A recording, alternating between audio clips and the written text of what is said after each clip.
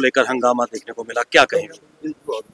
तो हमने पहले से ही उम्मीद रखी थी कि कम से कम इस सेशन में इस तरह का दोनों तरफ से नोकाझोंकी ना हो, बट फिर भी शायद सिचुएशन ऐसी उत्पन्न हुई कि ऐसा सिचुएशन सामने आया। मेरे ख्याल से कोशिश होनी चाहिए कि एक दूसरे के सेंटिमेंट्स को एहतराम होना चाहिए। यही हमारा आज का सबसे बड़ा सोच भी था, मुद्दा भी था कि कम से कम ये हाउस प्योर एंड प्योर लोगों के इश्यूज को लेकर के डिबेट करे, डिस्कस करे।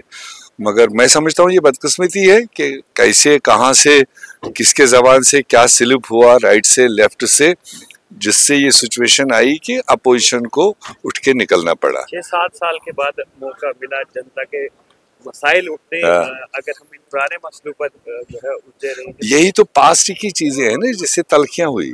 तो आज की ये कमिटमेंट थी कि उस तरह की चीजों को अवॉइड किया जाना चाहिए। इनसे ज्यादा लोगों को पेट नहीं भरना है, चाहे वो किसी साइड से आए तो पेट नहीं भरना है। ये हाउस इस बार ज्यादा से ज्यादा 7 साल के बाद ये हाउस लग रहा है, तो जो 7 साल के मुद्दे हैं, जो लोगों के इश्यूज है, अनएम्प्लॉयड यूथ के इश्यूज हैं, बाकी लोगों के इश्यूज है, वो ज्यादा से ज्यादा हाईलाइट हो, सरकार उस पर अपना जवाब दे, ये टारगेट रहना चाहिए।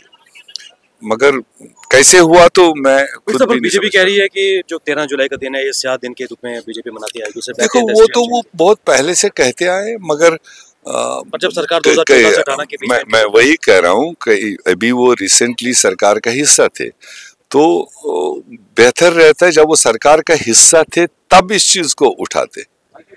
यही तो कथनी और करनी में बहुत लोगों को फर्क रहता है।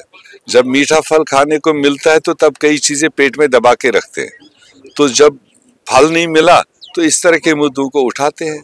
ये पास्ट की चीजें हैं, उसको अब छोड़ देना चाहिए, आगे के रास्ते नापने चाहिए, आगे जो बेहतर हो सकता है वो करना चाहिए। बहुत शुक्रिया मीर साहब, हमसे बात करने के लिए। थे कांग्रेस के वरिष्ठ नेता और MLA GA मीर साहब, जिन्होंने खासकर 13 जुलाई के विवाद को लेकर अपनी राय दी।